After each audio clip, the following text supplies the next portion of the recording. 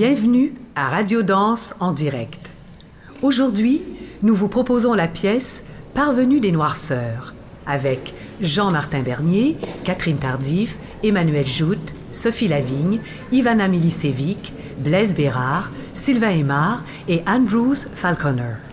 Sur scène, il y a 22 matelas pneumatiques étalés sur les 2 tiers gauche du sol. Un peu plus tôt, Ivana Milicevic a demandé s'il y avait des volontaires parmi les spectateurs pour se coucher en position fétale sur les matelas. Personne ne se manifestant, Dina Davida, la directrice générale de Tangente, s'est levée et fut presque aussitôt suivie par 21 spectateurs. 22 fœtus sur 22 matelas. Pendant qu'ils s'installaient, Emmanuel Joute, Sophie Lavigne, Blaise Bérard et Ivana Milicevic, en appui sur de longs bâtons en métal, ont pris, à droite de la scène, la position des pasteurs Maasai, une jambe repliée sur un genou. Leur visage tourné vers le public laisse voir sur leur front des lunettes à infrarouge.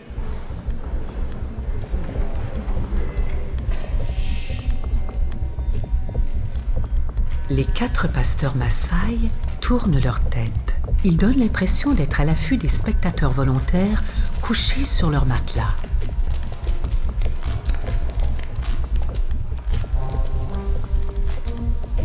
Les jambes décollent des genoux, de lents développés latéraux. Les talons vont s'appuyer bien haut sur les mains qui tiennent les bâtons.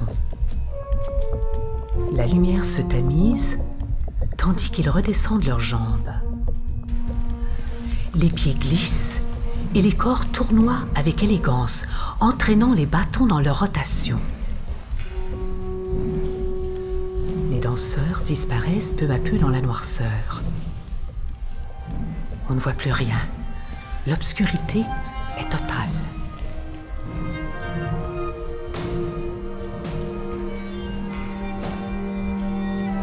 Inquiétant ces bruits. D'ici, on dirait des coups de bâton sur les matelas. Oh, à droite, Catherine et Jean-Martin sortent des coulisses avec des cierges allumés. Oh, quelle marche élégante et solennelle. Une procession à eux deux. Ah, on peut maintenant entrevoir, grâce à la lumière des cierges, les bâtons qui frappent effectivement les matelas. Catherine et Jean-Martin étreignent les cierges comme si c'étaient les gorges de précieux dindons. Ils déposent leur offrande à l'avant-scène, puis repartent vers les coulisses. C'est une formidable grêle de coups qui frappe les matelas à quelques centimètres des spectateurs volontaires. On dirait des fermiers battant le foin. Un spectateur vient d'être touché.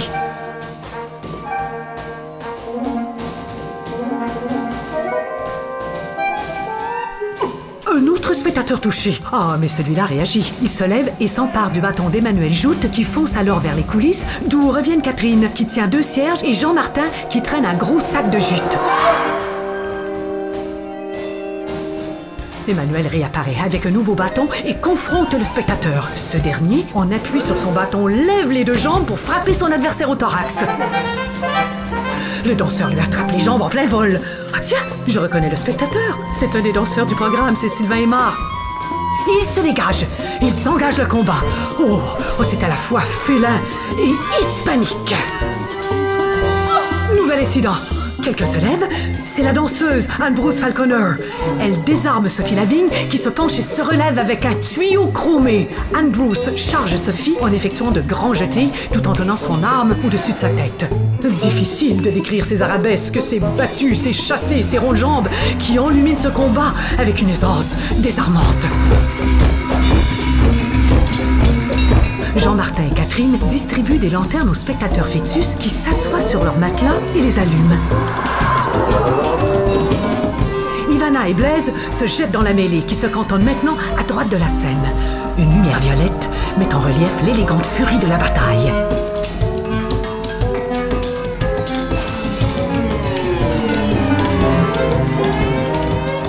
Sylvain Aymar vient de remarquer les lanternes. Il file vers les coulisses, le tronc arqué et les mains déployées loin derrière. Emmanuel et les autres l'imitent et sortent. Jean-Martin et Catherine sont debout au centre et à l'avant-scène, dans la position des pasteurs Maasai.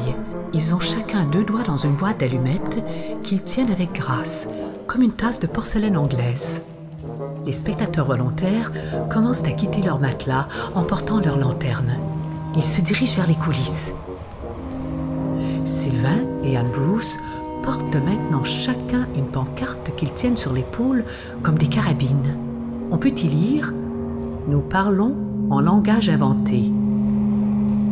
Ils marchent de long en large comme s'ils montaient la garde. Au passage, ils éteignent les cierges. Ils sont rejoints par Emmanuel, Ivana, Sophie et Blaise. Catherine et Jean-Martin craquent chacun une allumette. À mesure que les spectateurs et leurs lanternes quittent la scène, la noirceur s'étend à nouveau. À l'avant-scène, nous voyons les visages de Jean-Martin et Catherine tenant leurs allumettes.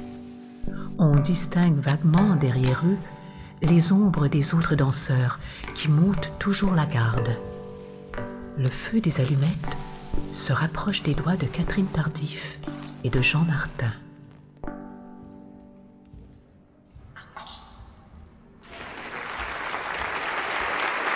Merci. À la semaine prochaine.